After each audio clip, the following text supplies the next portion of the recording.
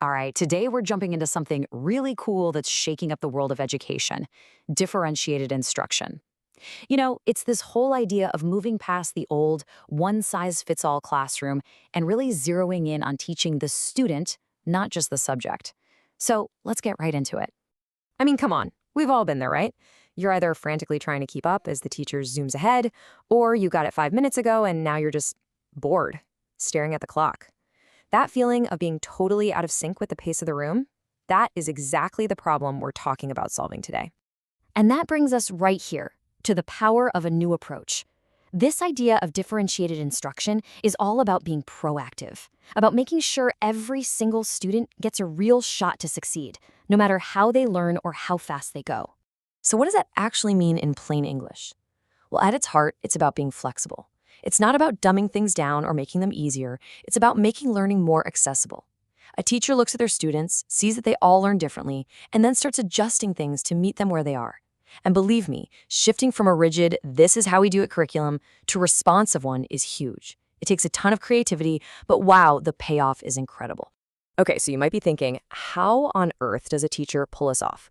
Well, it's not magic. It's a practical toolkit with 4 main levers you can pull to personalize the learning experience. Let's open up this differentiated toolkit. I love this breakdown.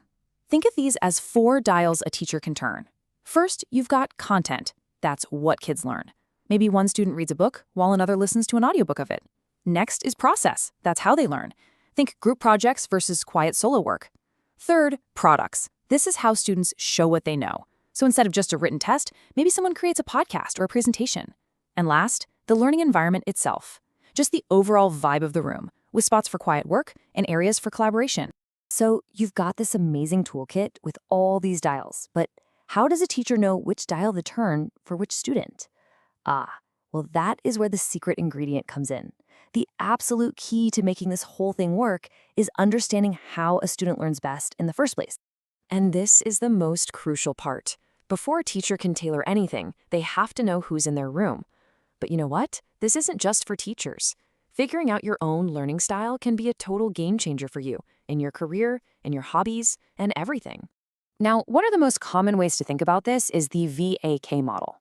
And look, there's a lot of debate out there about how rigid these styles are, but as a general guide to figure out what you prefer, it's a fantastic place to start.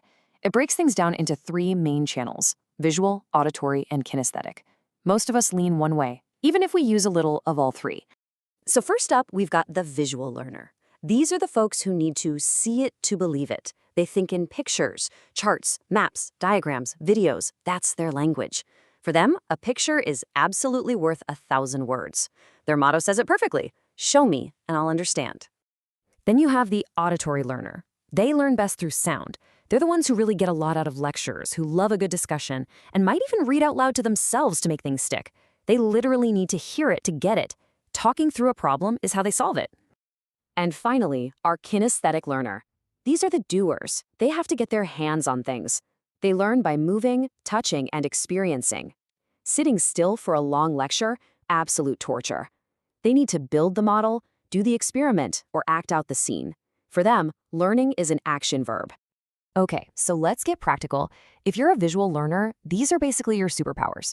Using flowcharts, color-coding everything, drawing little pictures in the margins, these aren't just cute study habits. They're powerful techniques that speak directly to how your brain is wired. And for you auditory learners out there, your mission is to turn silent, written information into sound.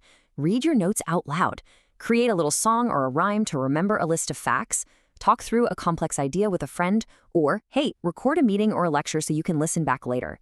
It's all about making it a conversation. And for our kinesthetic folks, the goal is simple: get moving. This can be as small as tapping a pen or walking around while you're on a phone call. Or it can be bigger, like building a 3D model of a concept, or even just standing up at your desk to work. The bottom line is, you need to learn on your feet. So, when you put it all together, that toolkit of differentiation and a real understanding of learning styles, you get something truly special. And that brings us to the big finish: why this isn't just a nice idea, but maybe the future of learning. This slide just sums up the payoff perfectly. This whole approach is proactive, which means teachers plan for differences from day one instead of waiting for someone to struggle. It's learner-centered. It puts the student, not the curriculum, at the heart of the classroom. It's dynamic, meaning the classroom is alive and always adapting. And it's incredibly flexible, which helps every single student grow as much as they possibly can. It's about designing for success from the very beginning. So we're going to lead you with this one final question to think about. Because honestly, understanding your learning style isn't just for school. It's for your job, it's for learning a new skill, it's for life. So take a second, think about it. Are you a show-me visual learner, a tell-me auditory learner, or a let-me-do-it kinesthetic learner? And now that you have an idea, what are you going to do differently?